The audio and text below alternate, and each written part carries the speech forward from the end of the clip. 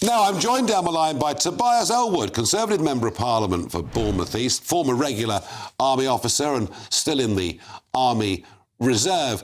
Tobias, good news that finally, the government have shifted. It's taken an awful long time. It was ignored in the budget. Labour, of course, have been promising more spending. But at least you must think this is good news, what Sunak has said in Poland today. Very much so. I mean, good evening to you. And yes, absolutely right. This is a very welcome announcement by the Prime Minister. I mean, first recognising how the wider threat picture that we've discussed in the past is certainly deteriorating. And also the dangers of allowing Russia to win, to claim any sort of victory in Ukraine. So upping our military contribution to Ukraine, joining with the Americans who finally allowed that $60 billion package to get through. But also, as you were implying, increasing our own defense spending, our own defense posture as well, reaching 2.5% over the next 5 years. Our world certainly is getting more dangerous, and our economy, which is very much vulnerable to global movements, international supply chains, access to markets and so forth, security of supply relating to energy needs, of course, is under threat. So this is very, very welcome indeed. Yeah, I mean, all of that's true, and I agree with every word of your analysis. All it makes me wonder why, in the recent budget, did Jeremy Hunt basically not even mention defence, let alone increase the spending? Why has Rishi Sunak done it now? Am I right to think that a summer general election could be just around the corner? Well, you might think that, and maybe there is. I think it's more just to do with the grid in number 10. The budget was about the domestic audience of where the economy is going, movement, which is good to see, getting inflation down to 2%.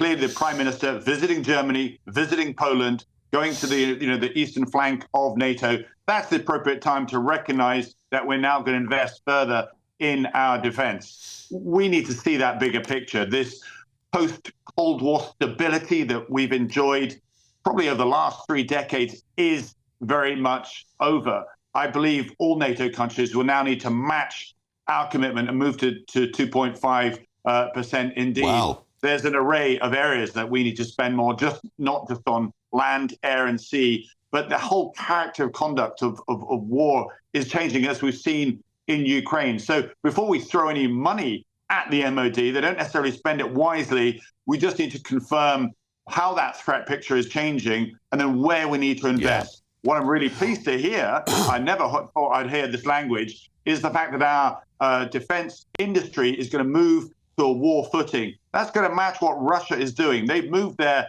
some time ago. That's the bigger picture. That's the bigger threat picture that we now face. We can keep our peace only if we prepare for war. Tobias, if we keep sending our artillery shells to Ukraine, we need to up our production. Otherwise, there won't be an awful lot left for us. Just a final thought on this, and you touched on this.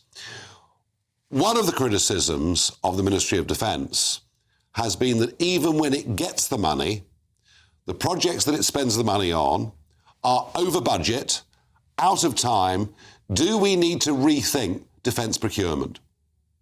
It's being rethought for the very reasons that you set up, because money has been wasted, partly because there's been a change in procurement minister, partly because the specifications change as you're building it. And of course, that costs more money. You touched on something very, very important, though, and that's the stockpiles. The war in Europe at the moment is in Ukraine. It's absolutely right that that's where our efforts go. That's where our stockpiles have gone, but they, of course, need replenishing. And on those 155 shells, Russia is outgunning Ukraine 5-1.